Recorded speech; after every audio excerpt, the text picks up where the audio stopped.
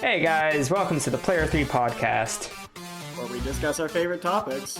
From video games to philosophy. where we argue over what's good and bad. Degrade and rank each other. And have a great time with friends. Enjoy! Ladies and gentlemen, it is time to discuss video game genres. You know, what type of video games do we like? Why do we like them? What are they good? What are they awful at? It's gonna be fun. We have so many different types. There's some people who like Forza players. Some people are just like, oh, those aren't gamers, and then some people are just like, oh, mindless shooters. You know, I'm really excited to get into this. This is gonna be fun. Yeah. What do you guys think? I like to stay in my lane. I like to stay in my lane with genres. If I deviate, it's just not going to be a pleasant experience for me. Like, Whatever Thrillville is, that's the only thing I play. Whatever Thrillville, that's the I own. But it's not even the cat. I only play Thrillville. I only play Thrillville. I think that might fall under Life Sim. See, I'm actually the opposite of you, John. I play a little bit of everything. Though I will say, everyone has been asking for the longest time. Left 4 Dead 3, Portal 3, Team Fortress 3, Half-Life 3, Thrillville 3. When is that happening? Yeah. When is Thrillville 3 happening? Could you imagine if they brought it back? Imagine if they brought it back. How sick would that be? Unironically, I would pop off. Yeah, that'd be Me too. awesome. It would be awesome. so good. All the Dude, zoomers in the audience. Oh yeah. No, Yeah. it's basically. No, it's the shit. It's the shit, man. It's so good. I Thrillville remember. was so cool, dude. I think Got like a a PlayStation 2 year. and play it. I think a year ago I played the original, and it still holds up. There are only 2, right? I believe so. I think so. Okay. I do quick deep dive on it. Okay. What I love about Thrillville 2 specifically is what a gem it is in time. Like, it's a relic because there's a dialogue line where it's like something about, did you see Anakin Skywalker in that new Star Wars movie? And it's like, it's talking about Revenge of the Sith. I just think that's so hilarious. Yeah. You know, like, it's that's just crazy. You know, That's like, it's really cool. It's so funny. So, yeah, it looks like there's only 2 Thrillvilles, but it does look like there's a spiritual successor made by the same company that made Thrillville, and that is called Planet Coaster. Okay. It's not Thrillville. It's not Thrillville. That came out 2016 Just not Thrillville. on all current and next gen consoles. But yeah, like you said, it's not Thrillville, but It ain't Thrillville. Yeah, Well, let me throw this in there real quick because you know, we're all saying, Ryan, you dabble and everything. John, you stay in your lane. I 100% stay in like 2 lanes and like that's it. And I don't dabble. It's not. I wouldn't say I'm closed-minded, but I kind of know. It's comfort food. Definitely, Yeah, it's comfort definitely, food.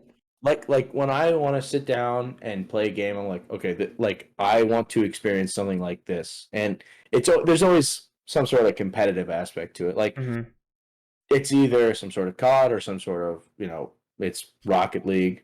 And I love Valorant. Valorant. I have heard good things about, but it's like I stick right there.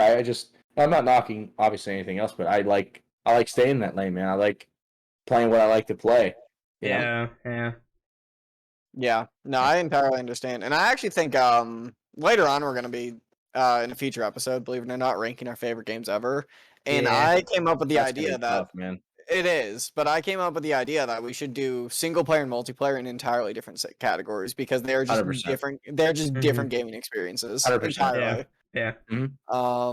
But okay, so I am going to quickly shoot off all the genres we're going over today. Just so you can see how many there are, and this isn't including all the subgenres, and I'm not even sure this is comprehensive. Some of these are significantly more prominent than others, but all of them have their own space in the larger gaming community. So we have multiplayer shooters, RPG/social, action RPG, action adventure, social sim, stealth, fighting games, life sim, tactics, puzzles, idle, app clan growth, town builder, party games, loot and shoot, storytelling, rhythm, Metroidvania, 2D platform, 3D platform, bullet hell racing. So that's 21 that I counted. And some of them are kind of grouped together, blended. Yeah. So we're just, I think, go ahead. I was going to say, to be fair, I did say Mm. Whew. I promise it's not Rona. It's Rona. I like to stay in my lane, but there's like a lot of Crossover. genres that I like to go into that I dabble in, but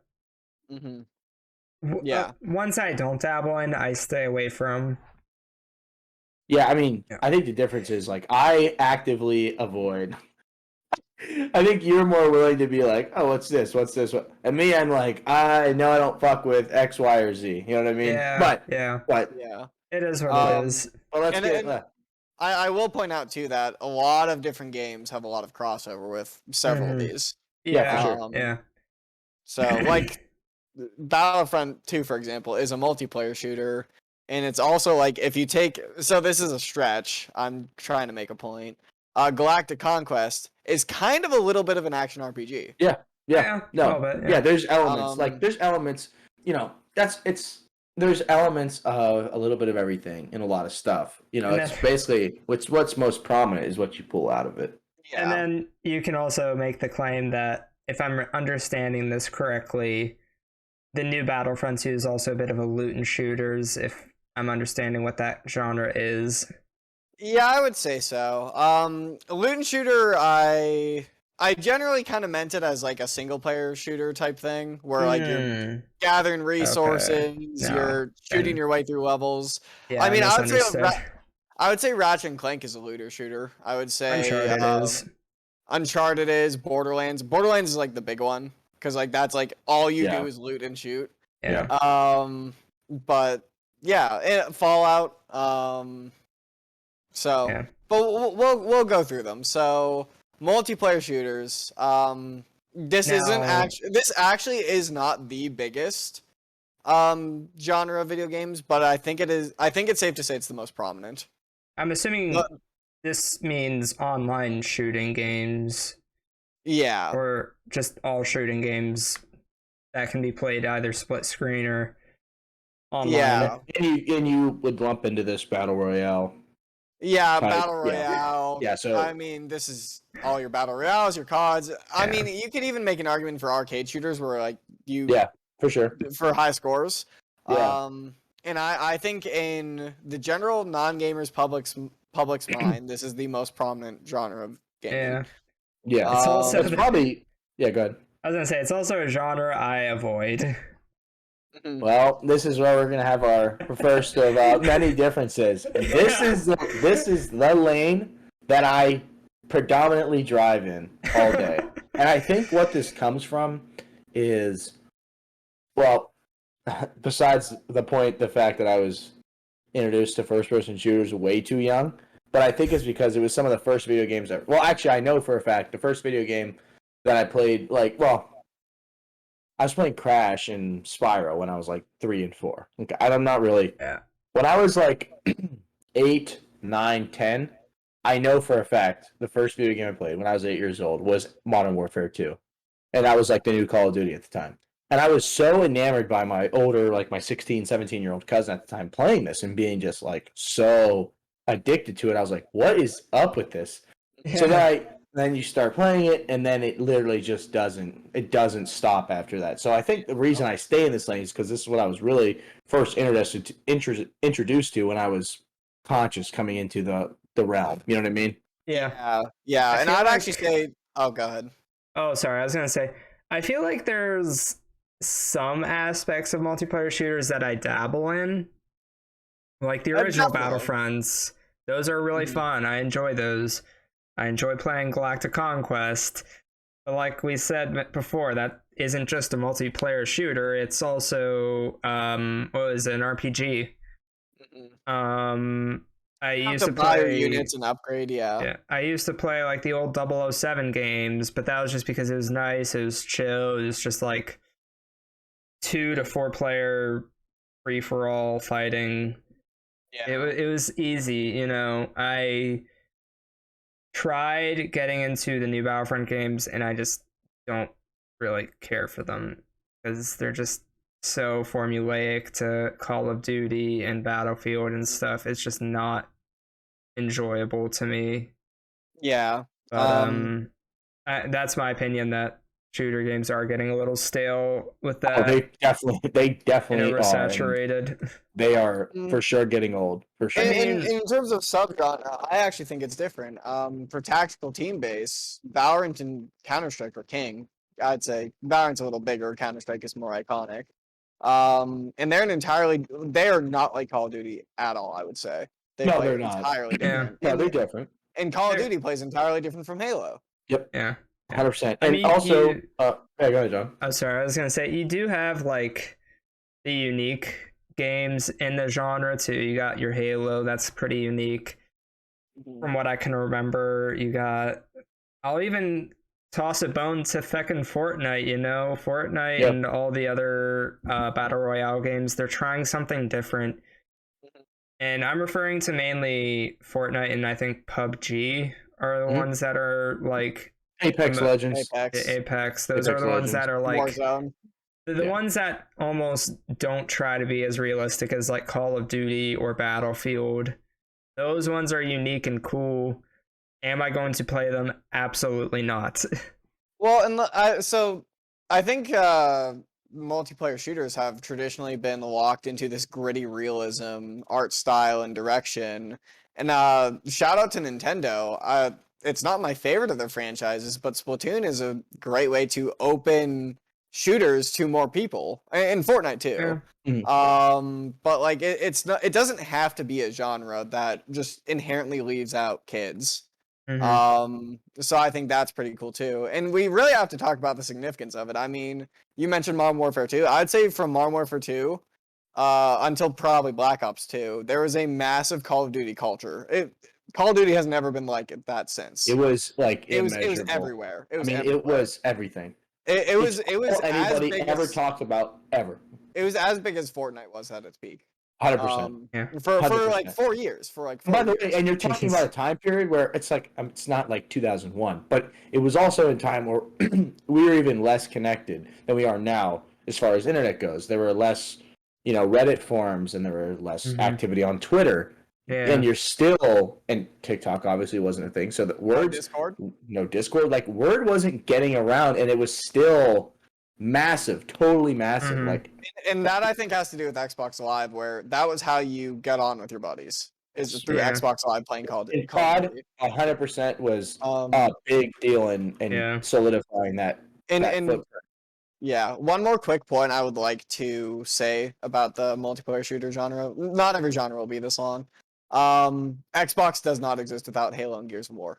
It does not exist without those two games in those two franchises. So, it really did create one of the big three video game titans we know today. So, and Halo mixed this multiplayer thing with a really interesting story and single player. But I think the reason that this is so popular is because it's violent and people like to indulge. But I also think because you're playing against other people, it's very dynamic. It's not the same thing every time. It's not like fighting a computer. So you're always constantly engaged in a new way. Yep. So I really think that's the strength of first-person shooters. And overall, I think it's a splendid genre. Definitely. I appreciate what it's done for the gaming community, but it's not for me. Well, you also hate Xbox, so darn Halo and Gears. I wouldn't say I hate Xbox. I just also have no reason to get an Xbox console. Yeah. No. Yeah. So, RPG Social. This is significantly more niche. So you have elements of this in like the more recent Fire Emblems, where you have your soldiers and you connect with them and they fight better based on that. And there's Persona. You friend your teammates, they learn to rely on you, you rely on them, they unlock new abilities. I think it's even a little in XCOM. I don't know what that is. XCOM is a tactics game. It's pretty interesting. So this I think is a big part, and there's a lot of visual novels. This isn't a visual novel in the same way, but think Doki Doki Literature Club if you guys are familiar. The franchise that game is modeled off of it's all about like actually forming these virtual relationships with these virtual people. It's kind of shallow. Yeah. Or even Undertale with the NPCs there, and like how you have to go on a date with one to get the good ending. This is not a genre for me, and I think it's actually a little toxic because real people aren't like virtual people. Yeah. And it kind of teaches you how not to socialize and gets you stuck in Mm-hmm. it. But I kind of do respect that there are loner people who can kind of rely on this, where it's like they get some human interaction when otherwise they might get none. Yeah. Um, or if you're going through a lonely period in your life and you need a cushion. But yeah, what do you guys think of like these kind of social sims? I I I Dylan, like I assume Persona. you're not very familiar. Not only not familiar from the sounds of it, it's not. I don't prefer. Let me paint it with a broad stroke first. I am not into anything that's kind of slow developing. Like there have been, I can name on one hand how many games I've enjoyed that were kind of a slow developing, and we're gonna get to it later on, more of a storytelling type of game. But I like, and definitely now, like today more than even a couple of years ago, I prefer like high paced, high fast or fast, intense games, Mhm. not these kind of things that slow boil and take a while to get into or build Hacks. up. Yeah, I Yeah. just can't do it. So no, I definitely couldn't name a game in this category, but I don't broadly prefer this type of genre. Yeah, I kind of trashed on it a little earlier, and I didn't really mean to, because I think I actually think all these have their place. Yeah. I think that this is a good mechanic to add a sense of personality and connection to the story and characters to things that otherwise might be a shooter or action RPG or strategy turn-based RPG. And another one I'm thinking of, this is gonna give it a bad name, is Honey Pop or Hooney Pop, however you pronounce it. Bejeweled, where you get to see naked ladies at the end. I don't know if you guys are What? familiar. No. Yeah. Markiplier, it was one of his more popular videos, maybe 7 years ago. Um, it's it's these very colorful characters that you talk to and everything, and then like there's a game attached to it. And that one's more of like a funny example, not really painting the whole genre as a whole cohesive thing. But like earlier, I was talking about Fire Emblem. That's like tactics, but you care about your soldiers now. You don't just send them to their deaths because like you learned like, oh, he wants to become a painter. I need to make sure he becomes a painter. Like so. I Yeah. think there's a reason for it, but overall, it's more of an attachment to something rather than a whole genre unto itself. And sometimes it can be the focus, but I think that's See, actually when that's worse. my thing is I like a good story. So if a game like Persona, which falls under that category, has a good story, I'm gonna follow it and attach myself to it. I mean, I like the social aspects for what it's worth, especially like you said, if I'm ever feeling lonely or something, it's nice, but I'm not gonna like need it every minute of every day, you know? I don't know. I like Persona. I don't really dabble in anything else under this genre. Yeah, yeah. Okay. Now a fun one. Okay. This one's a big one. Action adventure. Oh boy, is this broad. Um, because there's so many games where action and adventuring. I mean, this covers, uh God, Legend of Zelda. It covers Skyrim. It covers so much, and it's not just fantasy. Those are just what came to mind.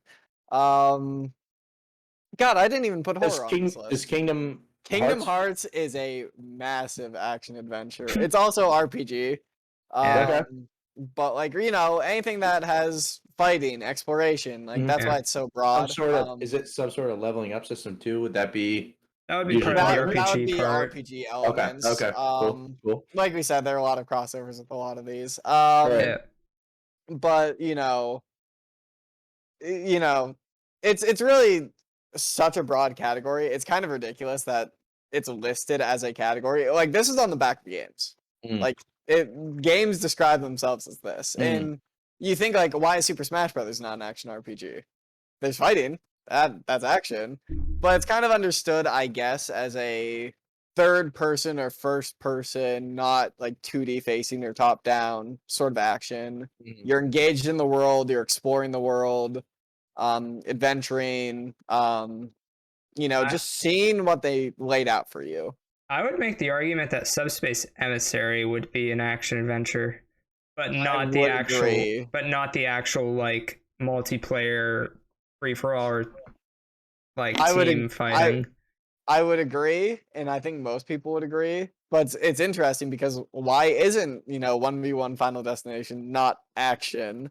So it's just kind of the colloquial understanding of this is this third or first person typically type of action where you're exploring a broader world. I mean, I like to point the blame at, or not really the blame, but point the finger at what was it, 2 years ago now, that Scott the Woz did a video about JRPGs and they kind of make fun of how difficult they are to describe. And yeah, I agree. I think not just that genre, but a lot of these genres are difficult to explain and describe and differentiate from each other. Yeah. So, but really, I think the defining two are Elder Scrolls, Oblivion, Skyrim, Morrowind, and The Legend of Zelda. Absolutely. But also, I am snubbing Kingdom Hearts. It's a big one too, of course. But these I like because they're very immersive, but also very fluid, very dynamic. If you approach in the most recent Zelda, they set up a lot of enemy spawns where you could approach them from 5 different directions, have 5 different attack plans, and each time, each one of those attack plans could go wrong or right and play out differently. What if one of these enemies sets his wood tool on fire and screws himself and you over? So they're very interesting, and immersive, I would say. Yeah. So I actually will add to our list horror. But we will continue on to social sim. We kind of already covered this in RPG social. Would the social sim aspect also include games like The Sims and stuff though? So that would be that would be Life Sim, I think. Yeah, that's what Life Sim is. So that's kind of a repeat, but okay. Yeah, this is just, less actual like numbers to the progression, more just writing, I guess, but very, very similar. Almost like Thrillville falls under this, but it also falls under other ones too, but there's some social sim parts to Thrillville as well. Yeah. Definitely aged, but yes. Yeah. So moving on, stealth. This is a pretty big one. This actually is one that I'm not super into. I played Metal Gear 3, dabbled in Metal Gear 5. I've played the old Sly Cooper games, banger games. Go back and play them if you can.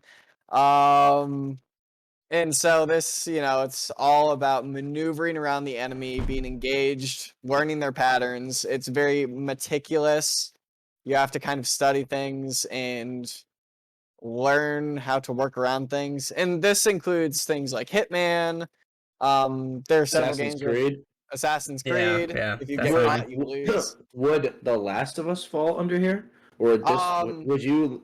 Of course, horror. It can. Okay. I mean, multiple categories. Yeah, and I would say too, like Ghost Recon. And what is it? Tom Clancy's. He has the night vision goggles. Splinter Cell. That sounds right. Yeah. Splinter Cell and Ghost Recon, and I'd even say The Last of Us, are designed so that they can be action or they can be stealth. You kind of get to decide how you play. And even parts of Uncharted, right, John? There are parts of Uncharted where you can just like sneak by enemies and not fight them. Kind of. It's difficult. Yeah. Because usually, I've only played the original one. I haven't played the newer games yet. I think 4 has more of that. Yeah, the first game, it's like you're in a room surrounded by men, and the only way is either to fight them or you could try to sneak through, but you'll probably get caught anyways and then just get obliterated by bullets and grenades. And So I always even just fought. yeah, and even the modern Tomb Raiders have that. And the fun about stealth, and Zelda has this, and Horizon Zero Dawn has this. The way those games implement stealth is they catch you, you go into a normal battle, sometimes at a disadvantage, like they get a free hit on you. Right, like If you Persona. if you succeed in the stealth, then typically you get a massive combat advantage, or even just outright kill them. Then there are other stealth games that are more formatted to, if you get caught, you lose. They are not allowed to catch you. Spider-Man. The stealth section in Spider-Man. And I think that's actually typically more frustrating to players. I think they like to feel rewarded for succeeding and not too punished for losing. But I think stealth has a pretty broad appeal. Just because everyone wants to feel like a spy. Yeah. I mean it makes you feel smart, and it rewards you for patience. So I have a hot take. Oh, sorry, what were you gonna say? I was gonna say, but it can also feel tedious and turn people away for that reason. Okay. Yeah, so I have a hot take in regards to stealth. You ready? Yeah. I'm sure, Ryan, you may agree with me on this. I hate stealth games. I don't agree. And that's actually a common opinion, I think. Yeah, I hate them? I do not like stealth at all. Wow, I did not expect you to say that at all. It gets me really anxious, and I'm like thinking, man, I just want to I don't want to feel so stuck in this one area for so long. I want to be able to play the game. That's so weird. And see, this is where I make the one exception where I say, like, I hate the slow, like, developing games. This is the one exception. I'm like, no, this is cool to me. But it has to be designed stealth, though. I mean, like, it really has to be like, this is it. That's the one exception I make. That's so funny. And I really think part of it too is what level of quality is the stealth, because it really can just be like tedious. Just like there's an enemy staring at you and you have to wait like a minute and a half for him to turn around so you can kill him. And you do that like 10 times and then the level's over. Like that's tedious stealth. Here's what I will say. I grew up playing Assassin's Creed and Spider-Man, where it's like, okay, try and do stealth. If you get caught, you gotta restart. You gotta do the whole thing all over again. And I always hated that. Yeah. The Persona, the stealth you have in Persona, I can make do with. I'm okay with, because, like you said, you don't get like a game over screen if you fail. You just get thrust into a battle. And I think it's the same in South Park. I think, you just get thrust into a battle if you're seen. If it's like that, I can make do. I still prefer if it's just not there. Same with Uncharted too, actually. But that's my hot take. No, I think it can be very rewarding, and I think it can be very tedious. But it's like paying you off for your patience is actually a really cool idea. But you have to have that patience, and sometimes that's just not what you're sitting down to play a video game for. Yeah. No, I mean that quality aspect of it I think is so important, because if it's just a garbage game, that's where you're just like, Jesus, can we just not do this? Yeah. And that was my opinion when playing Spider-Man, because it was like, this is supposed to be a fun action game where you're playing as Spider-Man. No, I do not want to do this fucking MJ section where I'm just sneaking around and I get a game over screen if I get caught. That's fucking stupid. I agree. I do generally agree. So I think we're good to move on, right? Oh yeah, I suppose. Fighting games. As understood, typically 2D, but not always. You have your things like Tekken where they revolve around each other.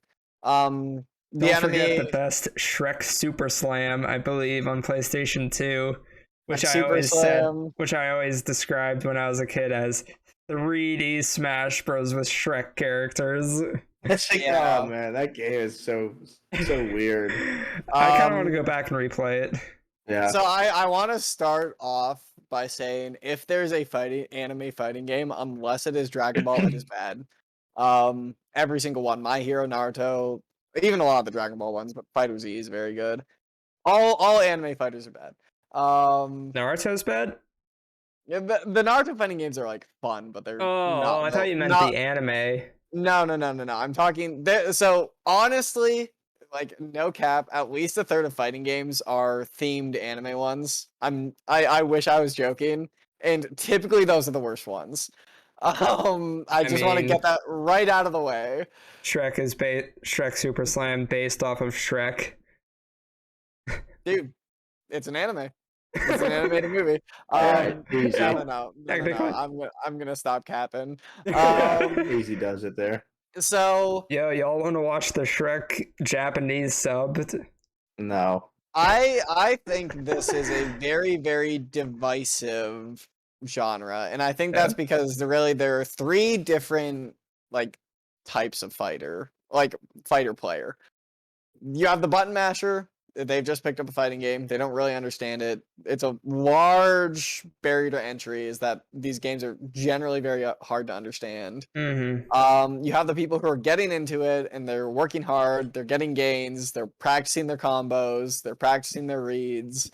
All this this is a very technical genre. Yeah. And they're enjoying it and they're like doing all right, but it also is super frustrating. And then you have the people who dedicate their lives to it and they love it and they hate it all at the same time. I'm I once somewhere had between 2 and 3. Yeah. Now I will say my primary experience with fighting games is Smash, but I've played Tekken, I've played Street Fighter, I've played Mortal Kombat. Big names. And Mortal Kombat back in the day was huge. It was a system seller. Mm-hmm. I will say I had a discussion with a friend who's big into fighting games. And what he said I think was really interesting. He said the appeal of fighting games is that they're hard, is that they punish you, and there is no more rewarding game for a lot of people. We were talking about how shooters are dynamic. Well, I would say that on some levels, fighting games are just as much. Now, I think what is frustrating for a lot of people is because the inputs are so technical, and the combos can sometimes just be 0 to deaths. It can feel really unfair. It can feel really unbalanced and kind of stupid. And So you know what the response to that is get good. Get good or get off the game. No, the game should be designed where if you get hit once, you die. Yes. Get good. Yes. No, yeah. I get what you're saying though, for sure. There is a weird kind of barrier to entry. Thing, yeah, where it's like, well, this guy who's been playing like a month is exponentially better than me. Yeah. And I just picked it up, and some people want to put that work in, some people don't, and some people don't have the time to or don't have the interest to. But that is where you really start to see people start pulling away in fighting games for sure. Mortal Kombat for sure. Smash. Yeah. And there are ones that are more combo based and ones that are less combo based. Ones that are more read based and less read based. And they all have a different balance, and people have different preferences within the fighting game community. I would say too, like the platform fighters, Rivals of Aether, Smash, Nicktoons, and Slap City. I would say those are the biggest. One might be missing. Are very easy because it's more about maneuverability than it is combos and staying alive and getting back to stage. Meanwhile, when you're playing Street Fighter, you are learning combos and hitting combos, or you're getting comboed. Yeah. Those are really the only two things that are happening on a screen, or you're feeling out a hit to start a combo. That's those games. Yes. So I think they're. Oh, go ahead. I was gonna say, I feel like with fighting games, I like to stay in my lane. I'll play Smash Bros. I'll play games similar to that of Smash Brothers, like the platform fighters, the multiverses, and what was that other one that Nicktoons, Rivals of Aether, Flap City? No, the new one that just came out with no, with like Nickelodeon characters. Oh, I said Nicktoons. I don't think that's what it was called. It's not called that. It's Nickelodeon All-Star Brawl. Right, that one. I was confused. I was thinking Nicktoons Unite? Yeah. Well, Nicktoons is also just one of the sub-channels of Nick, but anyways. Yeah. But I like to stay in my lane with that stuff. Yeah, don't know. you don't play traditional fighters, and to be fair, I hardly do. Yeah, I don't like. Yeah. I'm not touching those either. Yeah, they're too competitive for me. Yeah, even, I think even at times Smash Bros is too competitive for me. I think there's just too large of a barrier to entry. Yeah, it's annoying. Life sim. This one is kind of interesting. You know, there's Sims, there's Animal Crossing, Stardew Valley.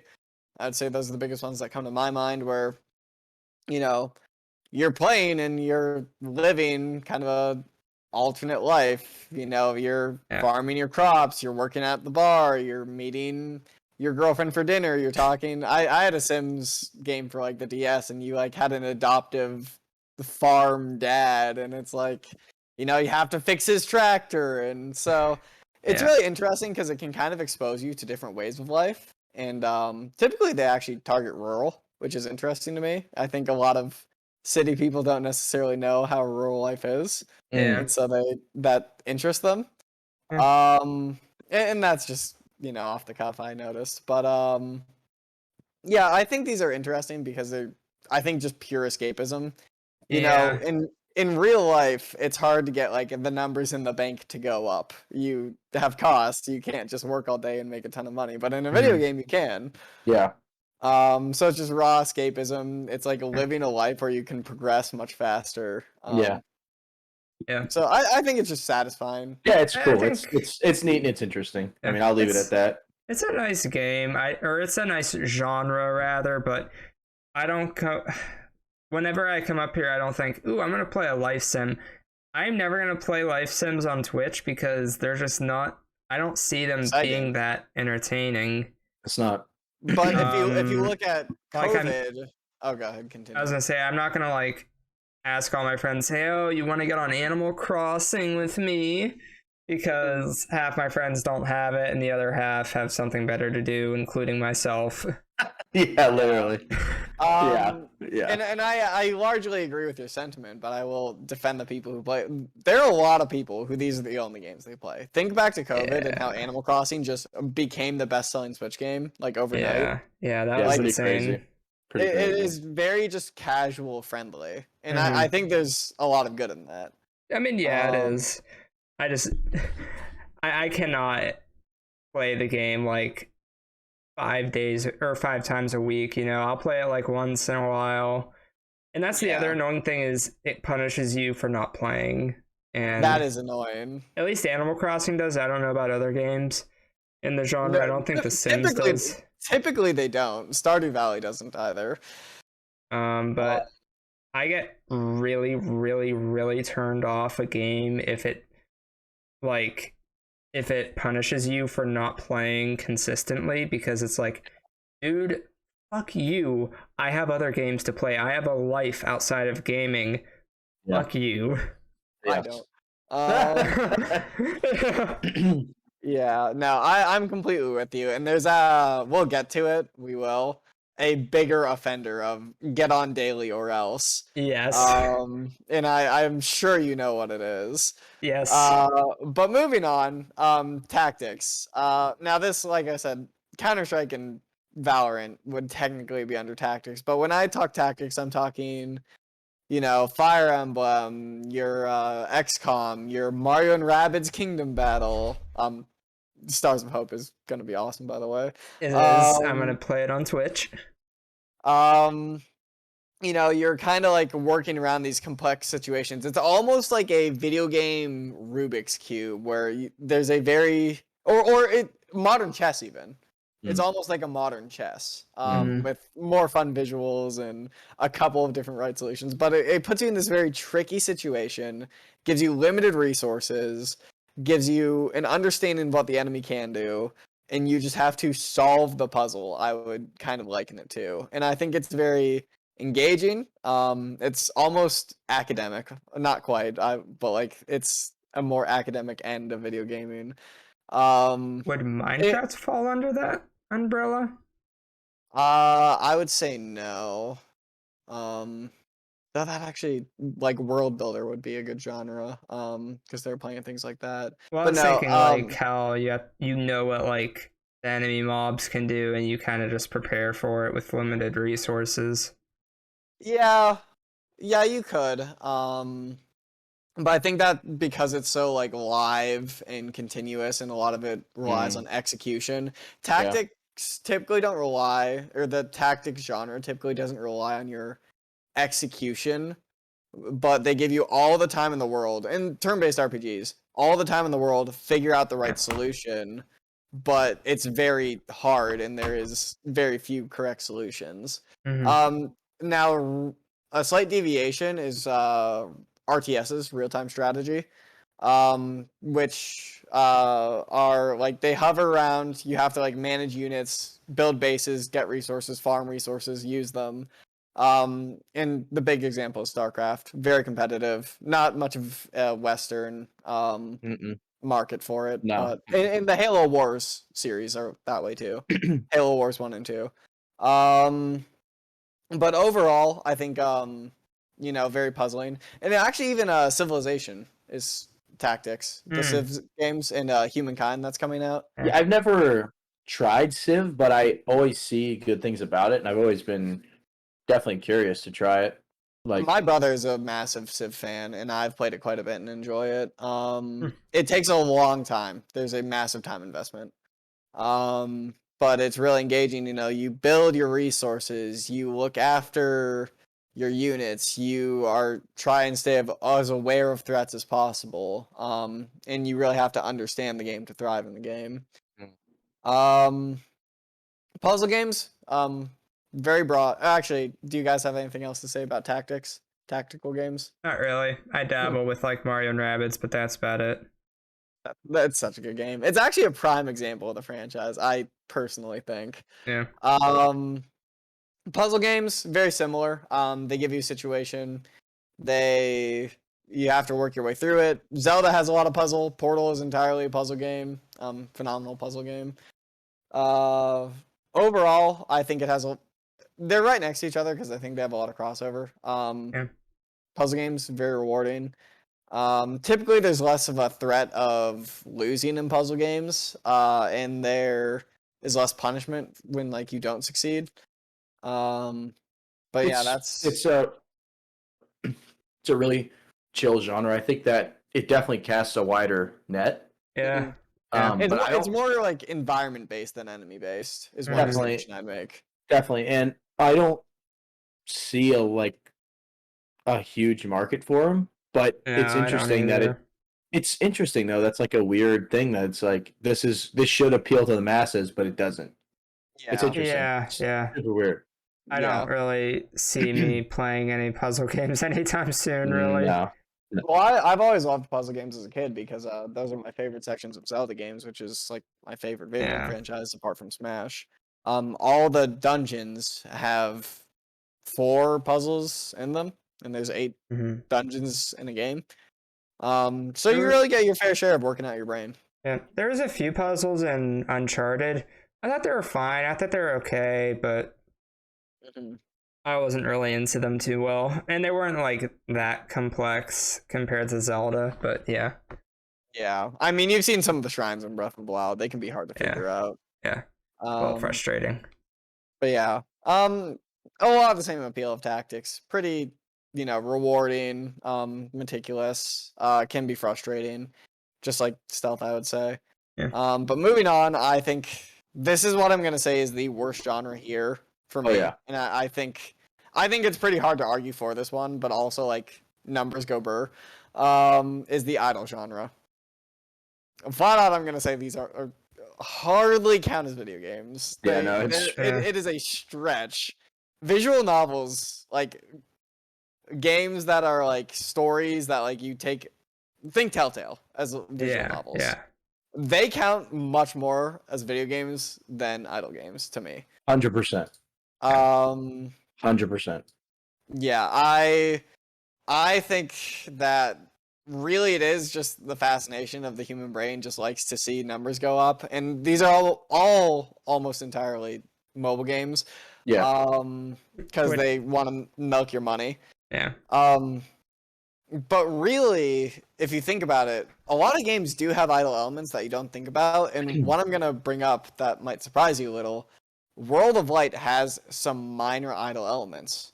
Training your spirits at, what is it? Little Max coach's gym, sending your spirits out to adventure and get you resources. Those are idle elements. They take real world time where you invest some resources and get some back. See, I don't know what any of that is. I guess I haven't played World of Light enough. You cut out a little for me. Hope that Oh, doesn't I pick said, up. I guess, yeah, I have no idea what that stuff is. I guess I haven't played World of Light enough. Yeah, but really it's anything where you're spending real world time for a return in the game. But I mean, like, you think probably the biggest one that's ever been, at least I think, is like, or biggest couple, Cookie Cutters, Tap Titans, and Adventure Capitalists. Venture capitalist is a big one, yeah. I have no Yeah. idea what those are. Don't worry about it. Big, Okay. yeah.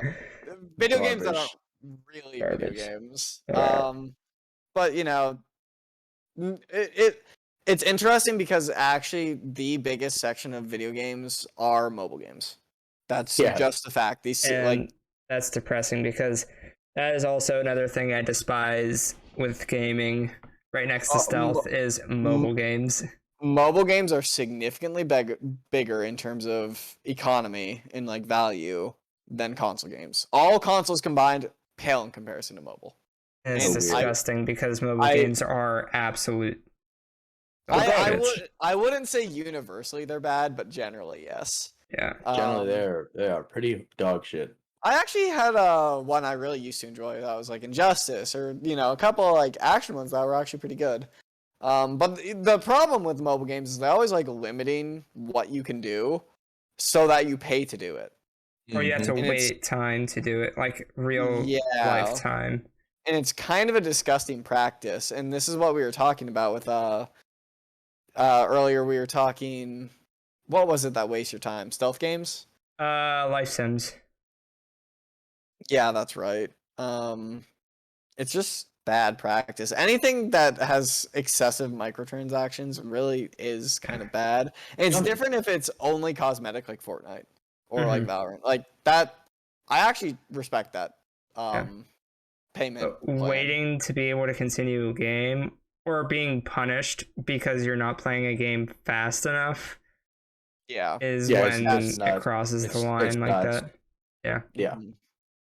So I think really none of us have anything to say about idle games. And the next one is also mobile games. So app, clan, growth, town builder things. Think Clash of Clans. It's the big one.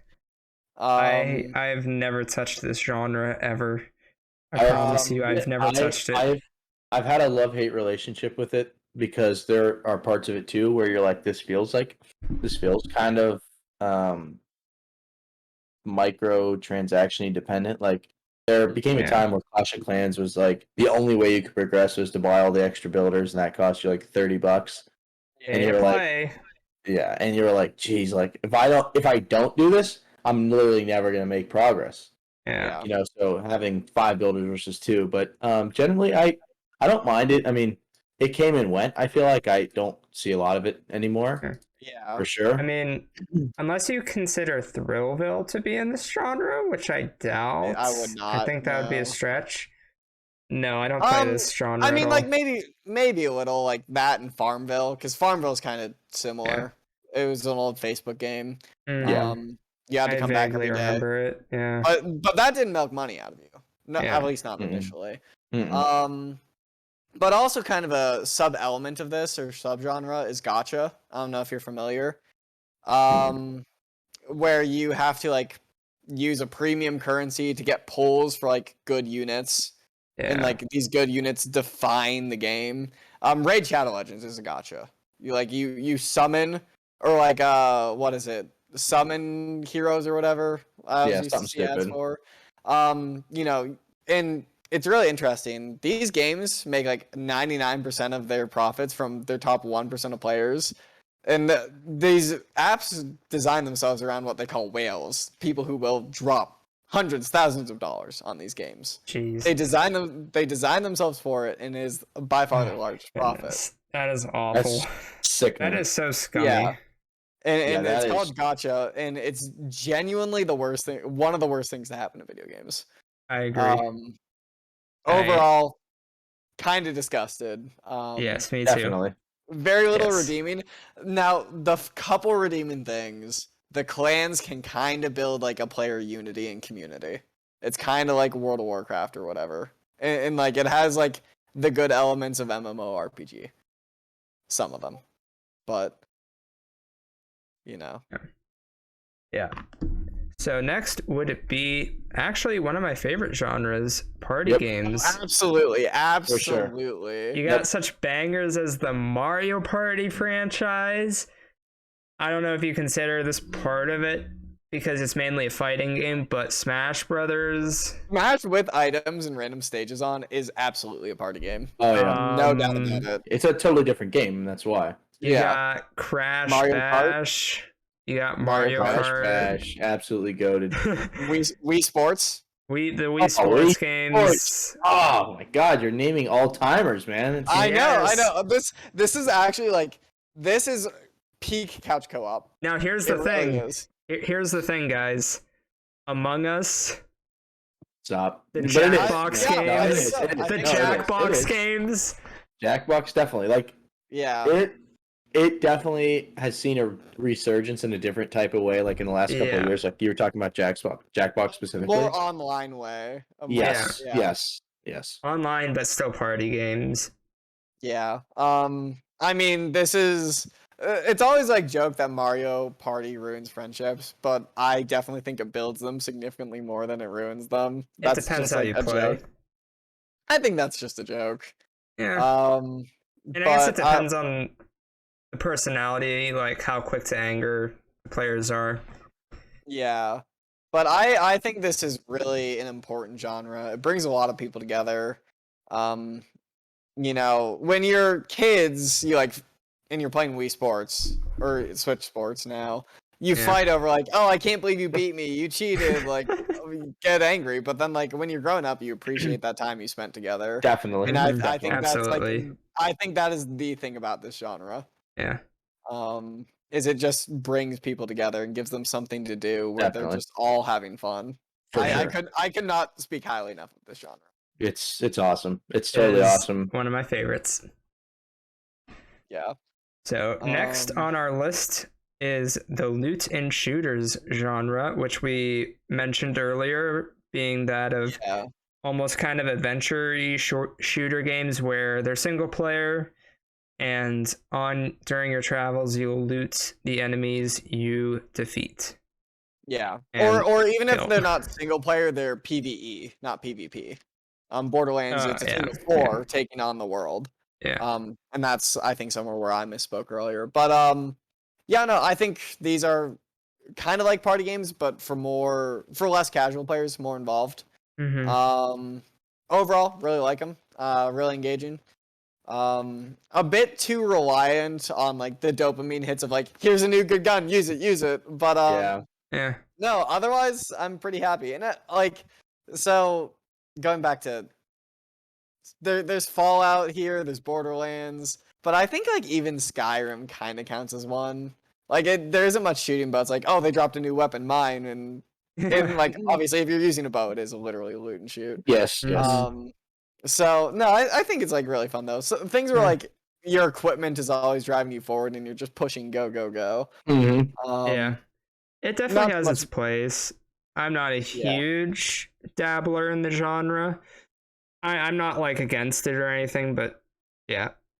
Borderlands That's 2 my is a opinion. masterpiece. Borderlands 2 is a masterpiece, and it's the king of the genre. Okay. Yeah. I'll take your word for it. I'll go ahead and take your word for it. So okay. Dylan, do you have anything else you want to add about loot and shooters? No, I mean, I don't play Okay. much of it, if all. But definitely, as you were talking about multiplayer shooters, like definitely holds a special place in the community. Like, Yeah. and it is an important genre, but Yeah. not for You me. do But definitely recognize the importance of it. Yeah, and you do see some overlap with loot and shooters and multiplayer shooters. Oh, definitely. Like definitely. I think Call of Duty Zombies would be a loot and shooter. Yeah, that would be. That would be. Yeah. COD Zombies is great. Oh my Yeah. god. Such Yeah. a good time. Yeah, So definitely. next on our list will be storytelling. To keep it out of the weeb territory, let's talk about Telltale. Okay. Because really, there's the weeb storytelling, and then there's Telltale, and Yeah. that's really it. Actually, no, that's not true. Supermassive Games, makers of Until Dawn and The Quarry. The Quarry just came out, which is why they come to mind. I mean, like, just really kind of engaging stories, branching paths. You kind of decide where the story goes, but it's a cohesive story either way. And every game obviously has some story. I mean, you can even kind of imagine a story for Pac-Man if you wanted to. You're filling in the blanks a lot there, but Sure.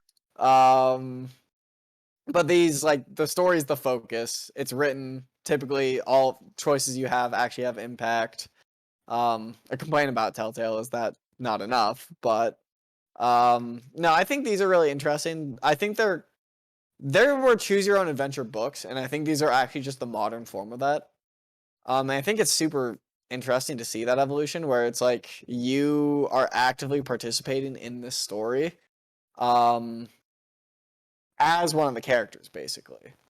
It's immersive, it's story focused, engaging, but not really as much a game. But overall, I mean, it's not. This is actually probably my least active genre for me.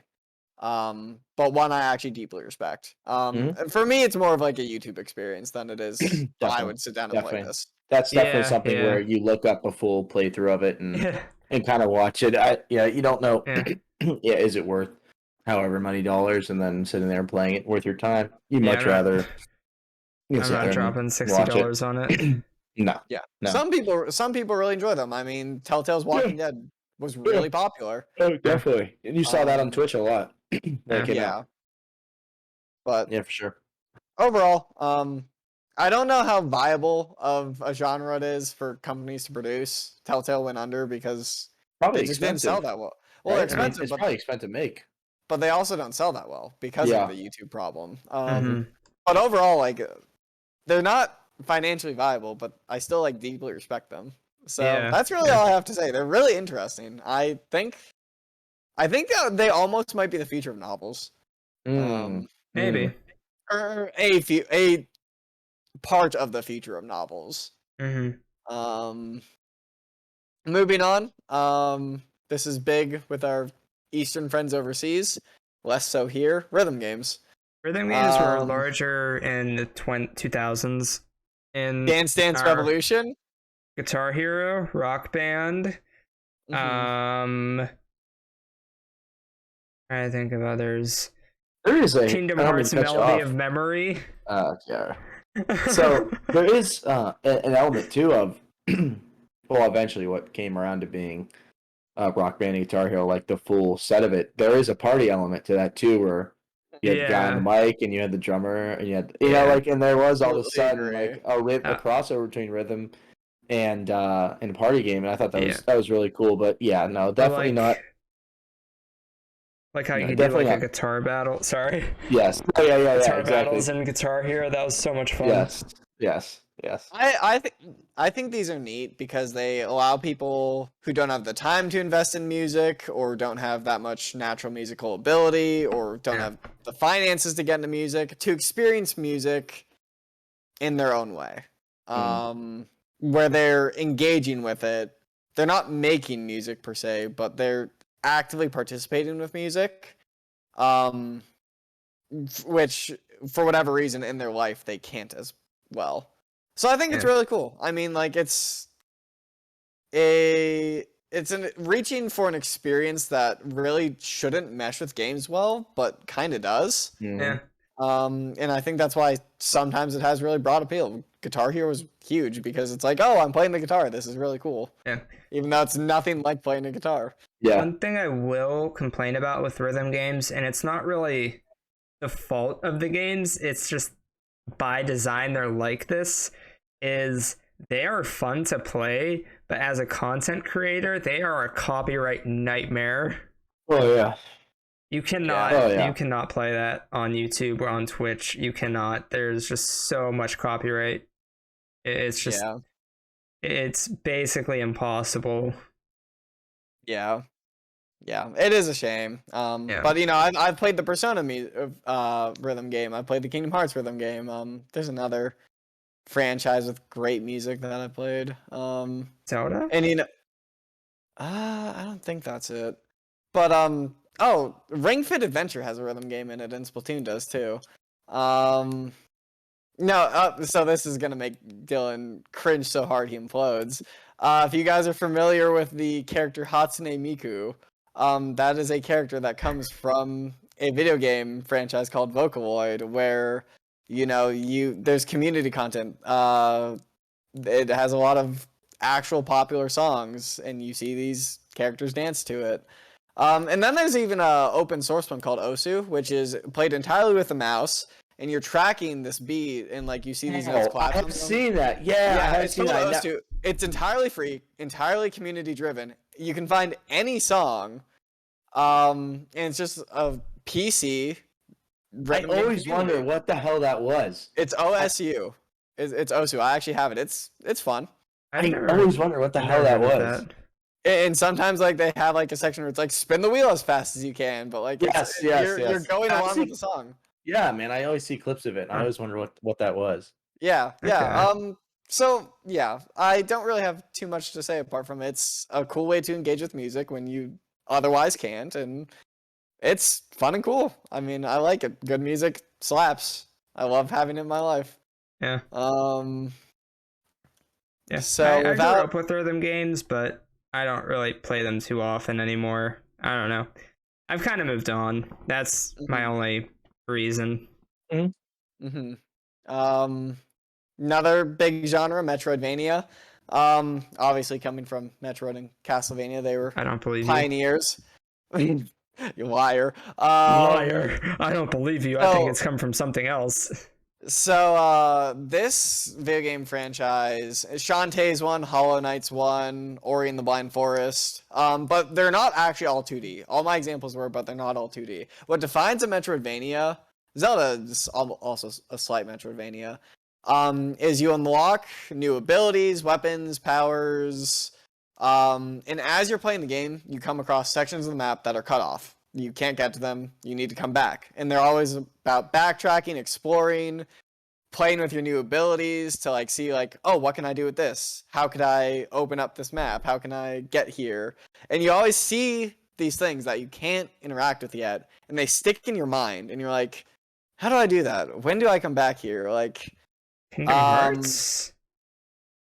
Kind of with drive forms and movement abilities. Yeah. Not quite the same. It's a little bit of a stretch, but I would say yes, definitively it fits. Now typically these abilities affect the gameplay in another way. Like in Zelda, you get bombs. You know, you can blow open holes now, but you can also throw your bombs at the enemy.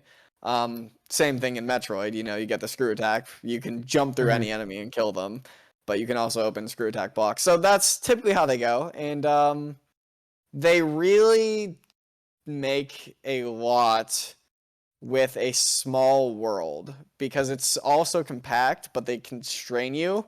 But then you feel free as you play through the game because these chains that have been limiting you come off, and by the end you feel overpowered, and it's a very liberating experience. Besides the long stretch of Kingdom Hearts, I haven't really played any Metroidvania. Yeah. I'd say a less popular genre. I'm trying to think of a couple good ones. But no. Not too much to say. They're just really engaging. They do a lot with very little. Pretty cool. Yeah. Pretty cool, Joker. Pretty cool. I actually did think of another genre. I'll surprise you guys with it. I promise that we will get through this. I don't believe you. Okay, moving on. That's supposed to be Rogue. Yes, it is. I cannot spell. Nice.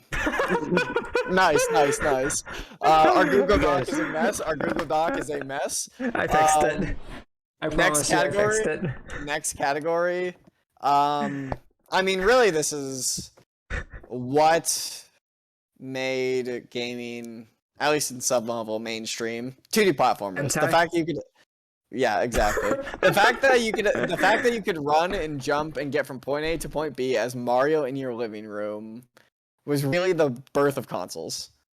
Like, it kind of really was. There's Pong and things beforehand, but like mainstream, just like running and jumping and moving in these virtual worlds and just going from point A to point B. And there's a little fighting, you jump on the Goomba, but it's really all about doing it. And then this, in modern times, has evolved into speedruns. Celeste speedruns are massive. A lot are. And obviously speedruns are not just platformers, but I'd say that's the most popular thing to speedrun. Mm-hmm. No, there's just a lot of like freedom and joy in just getting to where you need to go and enjoying the process. I'm not the biggest player myself, but I appreciate them. I enjoyed what I played. Definitely. So here's what I'll say about 2D platformers. I like Mario. I feel like when a 3D platformer like Crash tries to do 2D platforming, it isn't that great. Well, Crash is annoying, and I think I brought this up in our Crash discussion, is that I needed to use the D-pad because that little bit of coming forward or going backwards threw me off entirely. So when you do a 2D platformer, it really needs to be their only 2 dimensions. But Yeah. Dylan, you were gonna say? I was just gonna say, yeah, when why am I blanking on the name? What was the Oh my gosh, what was the Nintendo console called with the stupid game? Wii U. Wii U. And the Wii U was out, and there was that Super Mario retro. No, that retro. Yeah, that too. That was also Retro console? Yeah, but there was like that retro game virtual shop. console. Yeah, yeah. So I started dabbling in all the old Super Mario games. Right. I really enjoyed them, but I will tell you what, they really got stale super quick. Yeah. After about 30 minutes, I was like, well, I don't know like how much more of this I can do without. So they're cool and like obviously a foundational building block to like what we know today. But as a genre today, I just don't know if it holds up even as conceptually, even as an idea. Like obviously stuff is still coming out, but yeah, I just don't see the rate the rate for it anymore. I would partially agree. not entirely. I would partially agree, not entirely. Celeste did very well, and that was a game that came out in 2016. I think typically they need new mechanics, things to work on, and the problem they're going up against is like, look at Smash. It's a 2D platformer and a fighting game. Like it's everything else is added on top of platforming. And platformers have defined movement in video games. The concept of double jumps really evolved from platformers. And you see double jumps everywhere in video games. Definitely. So they're definitely a good bedrock, and I think they do have their place in the future. But they really need to do something new every time, and that just gets harder and harder to do. Definitely. For sure. But look at Super Mario Odyssey. There are 50 different, and we'll bridge this into 3D platformer. There's like 50 different things you can capture, and each one affects how you platform. Each one is unique. So, and there's, A Hat in Time, which is a recent 3D platformer. I hate to linger so much on Mario, but like Mario and Crash. Yeah, but how do you talk about 3D platformers without talking about Mario and Crash? And I guess there's Banjo. But who else playing Banjo? Don't forget Halo. Yeah. I'm kidding. And COD. But seriously though, I mean it is something where those two were really pioneers. I mean, 2D platform, Sonic. Yeah, I can't believe it. I was just. Oh my gosh! How do we forget Sonic? Yeah. Oh my goodness! Eventually morphed into a 3D. Come on, step it up. Yeah, and all the 3D games are terrible. Gotta go fast. Yeah, gotta go fast indeed. No, I like each one has a new mechanic. The masks are really, really cool in Crash 4. I haven't even played it, and they look super cool. Gotta get there. Super Mario Sunshine has FLUDD, where you have this water jetpack that's also like a power geyser to fight enemies. Mm-hmm. Galaxy, you're jumping around on planets, and like the gravity affects how you jump. And there's Yoshi's, and there's a whole bunch of things. You can fly as a bee. So I really think like innovation is the key to 3D platformers. And I actually 2D. heard, yeah, and 2D. And I actually heard that Crash 4 didn't do too well, despite the fact that it is very high quality. So I hope that doesn't affect the. I don't know where. What? Who are you? Are you reading that from an anti-Crash Bandicoot forum? Because No, this is from my buddy Cole. He said it was a very, very high quality game that did not sell well. oh no, I don't know how it's sold, but Ditto, but So- it's so he's- phenomenal. yeah, it's That's definitely what great. I'm saying. I Yeah. heard it's a very high quality game that just Yeah. performed poorly. Hmm. And he was saying like, I really hope that doesn't affect the future of the franchise because I really want more. Yeah, for sure. Yeah. Um, I mean, didn't we get So- CTR after Crash 4? Or before? Right Before. before. Right before, okay. One thing I will say is I don't care for new Super Mario Brothers because it is so ununique from each other. yeah. Like, if you saw gameplay of New Super Mario Bros. Wii and the Wii U version of that, you probably couldn't tell the difference unless you like really studied the UI. Yeah, I would probably agree with that. So we're getting into our final ones. All these have been added, I think, over the course of the episode. Yeah. But overall, yeah, platformers, good foundation, have their own place, their own small niche in the future of video games, but I think definitely dwindling genre. Yes. Moving on, bullet hells. Now the two big ones that people know are gonna be, well, the big one everyone is gonna know is Undertale / Deltarune. When you're defending against enemy attacks, you know, you're that little heart and you need to maneuver around all these different attacks and figure out the patterns and know like this one comes then and then this one comes and that one retracts and you have to go Okay. up. Gesturing super hard to try and get people to follow. But you know, there's Enter the Gungeon, there's The Binding of Isaac. Those are fit in a genre that comes later.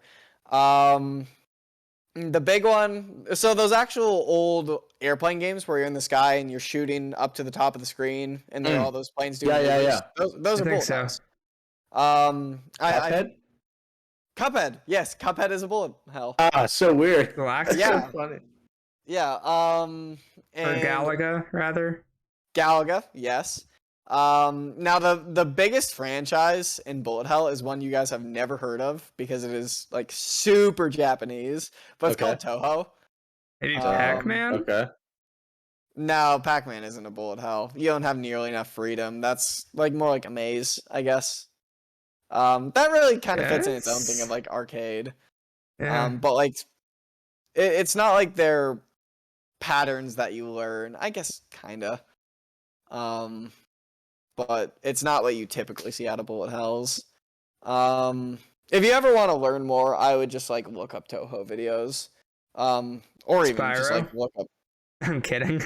yeah, or even just like the Sans fight or the Jevil fight from Deltarune. I still need to play chapter 2. Great examples of what it is.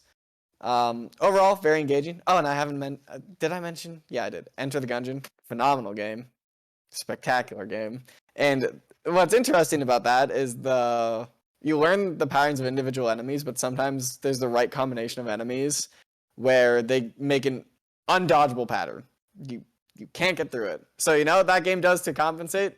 Every 4, you get 2 chances to just erase all the bullets on the screen. Free pass. Because that's also a little different. That's procedurally generated, which I think makes it more engaging and less predictable. Yeah. But overall, really engaging. They're all about surviving and making it super hard. Really, really enjoy it. It involves a lot of learning, a lot of predicting. It kind of like a lot of action and RPG. And in action and RPG, we didn't mention any of the Soulsborne games. Dark Souls, Bloodborne, Neo, Sekiro. I would say Kingdom Hearts is almost a Soulsborne. It's too fast paced. And what's the Elden Ring? So those are action adventure. Forgot to bring them up before. Super big part of gaming. But Not my cup Bullet of House. tea. Yeah, no, me neither. Kingdom Hearts is like very similar though. It's learning a lot of it's losing, especially critical mode, losing over and over and learning the boss, learning how to be better than them because they are stronger than you and you just need to fight better than them. So bullet hells have a lot of the same appeal as the Soulsborne genre. With massive time invested, massive emotional payoff once you really beat this hard challenge. Okay. You guys have anything to say? I assume not. No, I've no, never played Bullet Hell before. No, I haven't either. I've only seen Cuphead. I've Okay. So only that's the only seen- reason that popped up in my head. I've only seen what's the thing from Sans? Undertale.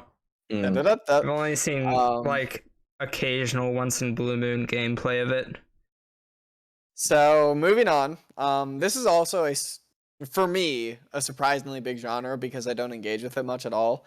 Is racing. Forza is huge.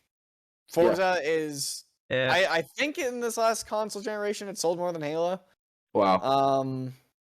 That's Which pretty you unbelievable. wouldn't think about, but like Yeah. people like racing virtually. And I think it's because racing in real life is expensive, can be risky, Dangerous. Illegal.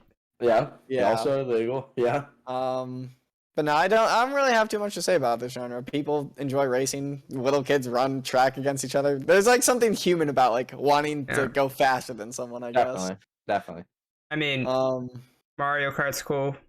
CTR is cool. Yeah. That's all I do with racing. Yeah. Forza and Gran Turismo were a massive part of gaming. Actually, John, what was that franchise that we used to play? We were very, very young. Was maybe on it was PlayStation? Yeah, maybe it was Gran Turismo. I think it was probably Gran Turismo. On PlayStation Something. 1?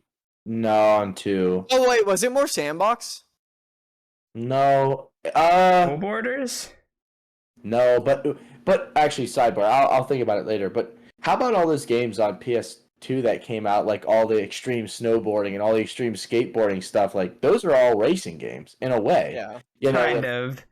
Unless you're unless it's like a skateboarding game, I think it's like Tony Hawk's where you're like in a skate park. I guess I'm thinking more like the ones that like you're like on a snow speeder or you're on the jet ski. Like all those kind of like I don't know, like that reminds me of that jet ski game we used to play.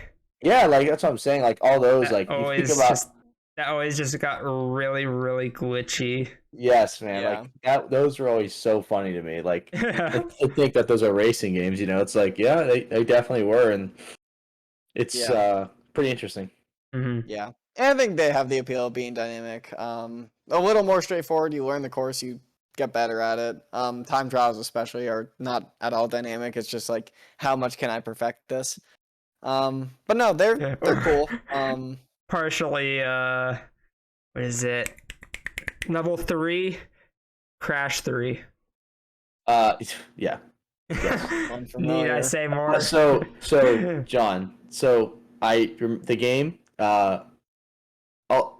Midnight Club. Do you remember playing that? Yeah. That was Midnight a good time. Club. Yeah. That's a spiritual predecessor to Grand Theft Auto. So I'm just looking at a list right here because I had to look it up. There was also like the motocross versus ATV game that came out in 2007. MotoGP, that racer. Let's see here. Yeah, Need for Speed. All the NASCAR games. There is a Pac-Man World Rally. That it seems to be a competitor to Mario Kart and CTR. All the moto games, stuff like that. Yeah, Midnight Club 3, like that's what we were playing. It's so funny, so funny. Disney's coming out with their own party racer. Yes, that looks like a game I will go ahead and not purchase. Who is it? I didn't catch that. Disney's coming out with a party racer. I love the disappointment. I appreciate it. I appreciate it.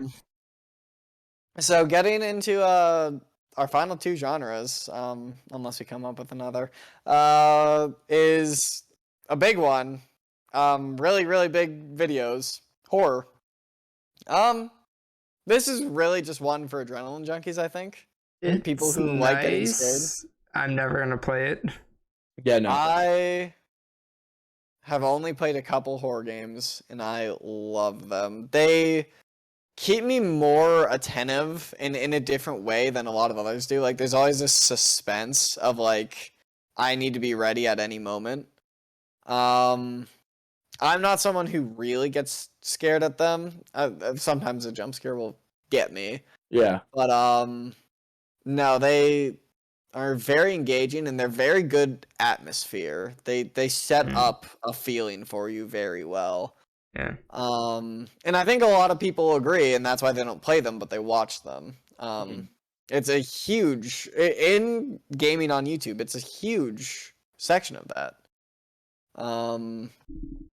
But definitely not for everyone. Nah. Almost No. as big a barrier to entry as fighting games is like people Maybe people get more. scared. Maybe Yeah. more. Like Yeah. maybe more, honestly. I wouldn't be surprised. Yeah, no, maybe more. Yeah, just definitely smaller market for sure. Yeah. And they have to get so brutal and gory a lot of the time to like keep pushing the boundaries. But when you get something really like subtle and like creepy, I think that's good. And I actually think there is room for it because think about 2020 Phasmophobia. I don't know what that is. The party horror game where you go and investigate ghosts. And then there's Resident Evil Village. And what's really interesting about Resident Evil actually is that they almost all, to different degrees, begin horror and over the course of the game transform into action. You get more weapons so you can better fight back against the monster. Because as they start showing you the monster, you're getting less scared of it. So by the end they're like, how about you have a machine gun? Take it out. Yeah. For sure. I guess it makes sense. Yeah. So I really like horror games actually. They really have some strengths. I think they're the best genre in building an atmosphere. By far. Yeah. Yeah. And that's Call of Duty will always have this like dissonance of like, oh, war is bad. I'm so shaken up from war. Now go shoot 30 people. Yeah. Yeah. So yeah, I'm a big horror fan. But I also understand it is definitely not for everyone. It is not for me. It is not. I'm not So a horror fan. So I think moving- that leaves us to our final category that Ryan was about to lead us towards: roguelite / roguelike. Yeah. So quick distinction. These are games that are typically procedurally generated. They are cheap to make, small development teams, low resources. Any computer can run them basically, and they are amazing. They're designed to be very, very hard. You are designed to lose. As you play, you get better. You learn what bosses spawn. You learn what enemies spawn. You learn how to counter them. You learn how to avoid them. You learn how to scavenge, how to survive. You are going to lose dozens of times before you win. So Probably. tic-tac-toe? Yes, absolutely. You're that bad at tic-tac-toe? Yeah. Are you playing against your like 7-year-old niece? You're letting her win? I'm concerned. Oh, she's not even 7. What am I talking about? No, but what's interesting about these, so roguelike is there is almost no progression between runs. It's all based on like runs. Roguelite, it can give you some health or like help. So think the big ones. Hades is a big one that came out. Hades is a roguelite. You can get permanent weapon upgrades in between runs. You can get permanent health upgrades in between runs. Permanent damage, like you can kind of get stacked, and I actually kind of dislike it for that reason. It makes the gameplay a little more dull, and the gameplay doesn't feel as engaging. But the ones that I do like, there's and there's a lot. There's Streets of Rogue. There's another I'm blanking on. Enter the Gungeon, Binding of Isaac, Risk of Rain 2. And all of these basically universally have small development teams. Now, one that's actually big is Returnal, the PlayStation 5 exclusive. Oh, yeah, that's the one game I've heard of out of your list. Yeah. I'm surprised. Binding of Isaac is really big, and I will sing Enter the Gungeon's praises till the day I die. It is such a fun game. There's a fly bugging me. I saw it. Yeah, he might show up again. No, these games, I think they're not for casuals typically, and they're very action focused, and you really need to be engaged. You need to be planning. You need to be thinking, okay, I messed up here. How can I make up that? How can I overcome this? And then sometimes you just give up. You're like, okay, this is a bad run. I'm gonna die. Yeah. But you really do it's a game that makes you feel better. It's almost like an arcade game in that way, where you're just always going for that new high score. It's like, oh, I made it to 4-3 this time. Next time I'm sure I can make it to 4-4, even though 4-5 is victory, end to 4-5. Yeah. But it's like, but I at least I'm pushing to get to 4 at least. That's my new goal. So no, I'm a big fan. And because I like indie games, and I want them to grow, I like roguelikes and roguelites because if it's procedurally generated, the computer's doing a lot of the work of making a new experience every time. Mm-hmm. You, as a smaller team, dedicate less resources and make just as high a quality of game as even Mario. Yeah. So, I very much like it. It's awesome. Yeah. Fair enough, I suppose. Yeah. Obviously not something I'm super familiar with, so Same. you know. Same here. No, Ryan, your insight has been super helpful because I learned a lot about stuff that I don't typically consume. Yeah, exactly. Same here. Yeah, Exactly. and I really think I've tried at least 3 games in each of these genres, and some of them aren't for me, some of them really are. And honestly, I wish I played 10 more games in every one of these genres. But Zoinks. yeah, maybe not rhythm game. I like rhythm games, but like, do I like them that much? Probably not. Yeah, but no, big fan. I really like the gaming community as a whole. Unless they're being crappy, especially developers and communities can be bad towards each other. So I'm trying to sing all their praises so that cuts down and realize that these are all different pieces of pie that come together and make the larger gaming community, and they all have their own interests and cool things about them and kind of crappy things about them. I just don't like meanies. Yeah, that's fair. Meanies So are mean. do we each want to rank our 3 favorite genres from this list? Yeah, I definitely. suppose. Let me go ahead and get the list set up for that. I'll get it started off. So I'll go 3, 2, 1. So I'll end with my favorite. Hang on, I got you, buds. So I'll go So- 3 Mm-hmm. of our list. I'm in between 2 right now. I'm picking between 2 for 3. I think 3. I'll go fighting games. Okay. 3, I think I'll go fighting games.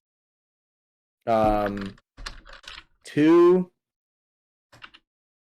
Now this is what I was in between, but now I'm not liking my pick. No, I think I can rock. Okay. Oh my gosh, I'm gonna be crucified by you guys. I don't want to say it, but it's what my gut's telling me. I gotta trust my gut. Yeah, Two, I gotta go party games. Ooh, I like it. 2, I gotta go party games, and 1. I know you're 1. Hit us. Well, with yeah, it. of course. This is not a big surprise. Yeah. Number 1, multiplayer shooters. Yeah. That's just what I know, man. The one that's on the fringe as an honorable mention is action adventure, because I think that's such a beautiful broad category, and it feels wrong leaving it out, but it's like 3B. It's like Yeah. And actually, believe it or not, I feel the exact same way about multiplayer shooters. Multiplayer shooters will be my honorable mention. So I'm ready to go. So I'll just kick it off.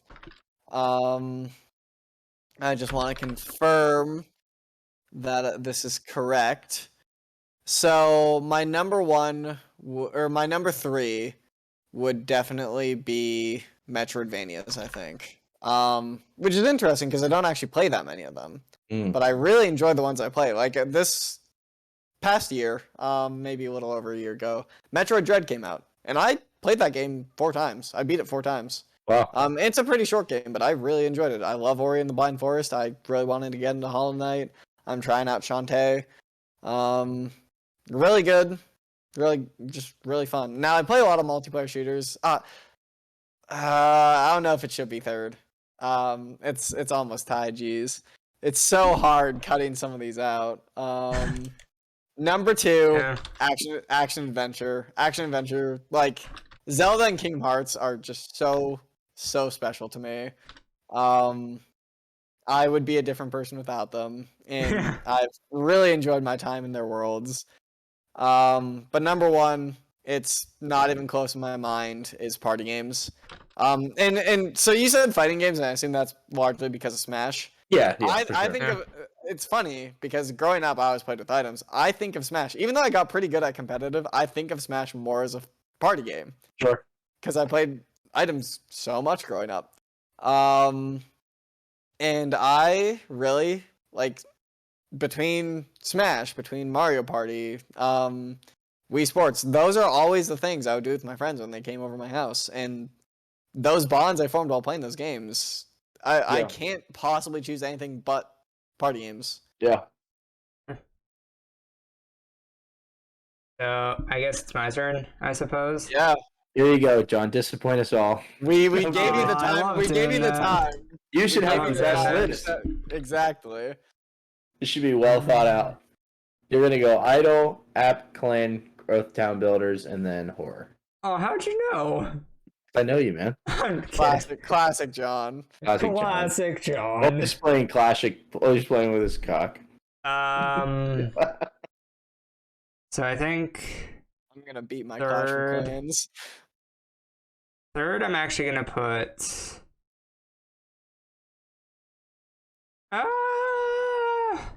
It's hard. I'm gonna put Rhythm. Really? No shot. No shot. way. No shot. You're serious. No chance. I mean, you're serious. I actually Well, respect actually- it, No shot. You. I'm I trying mean to- that. Uh, I don't want to sway you, but there's just no way you actually are serious actually, you know about what, that. yeah. I'm gonna change my mind. I'm gonna There's just instead no way. switch it to racing. Okay. All right. I'm gonna That I switch can it to respect. racing. I was gonna say no chance. Rhythm is 4. Rhythm is 4. Three I B. still 3B. don't think that's true. I still don't think that's true. So It's And like- that's someone who really likes rhythm games. You're like 12 or 13. What are you talking about? So second is I'm gonna say second is 3D platformer. Okay. Yeah. Fuck me. I guess I should have. So wait.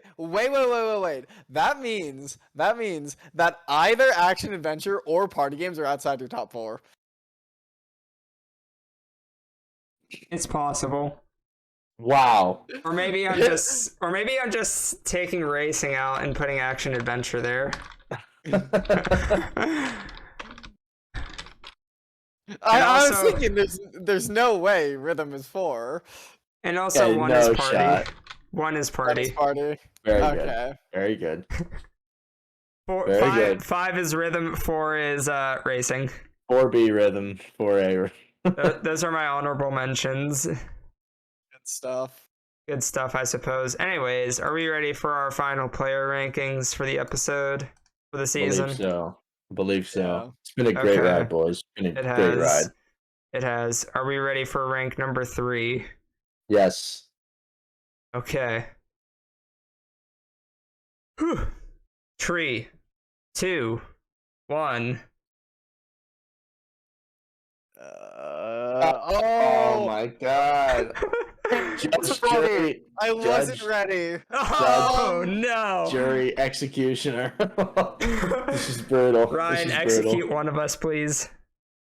Um, You're pointing at Dang, me. John, you're player 3. No, no way. I can't believe it. To end the year. Insane. I was like father to me. Who's player 2 now? I mean, 3, 2, 1. Dylan. Dylan. What else? Ryan pointing at no one on my screen. Oh, jeez. On mine, I was pointing directly at Dylan, I'll have you know. You had to point in the exact opposite direction for me. Player number 1. Are we in agreement that that is Ryan? Yeah. It's Yeah. the fly.